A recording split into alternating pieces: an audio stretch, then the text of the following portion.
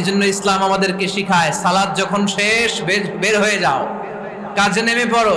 কাজে কোনো লজ্জা নাই, পরিশ্রমে কোনো লজ্জা আছে? যিনি রিক্সা চালায় এতে তার কোনো লজ্জা আছে? দিনমজুর, কুলি, ঠেলা গাড়ি চালায়, ছোট্ট ব্যবসা করে, এতে কোনো লজ্জা আছে? লজ্জা নাই। খেয়াল রাখবেন, লজ্জা হচ্ছে অলসতায়। লজ্জা কিসে? বিষ্ণু ঈসা ইসলাম বলেছেন, মা আকালা আহাদুন তুআমান ক্বাত্তু খায়রুম মিন আইয়াকুলা মিন আমালি ইয়াদি। নিজ হাতে উপার্জিত খাবারের চেয়ে, অর্থের চেয়ে শ্রেষ্ঠ খাবার পৃথিবীর কোনো মানুষ কোনোদিন ভক্ষণ করে নাই। চিল্লায় এখন সুবহানাল্লাহ। শ্রেষ্ঠতম খাবার নিজ হাতে উপার্জিত খাবার।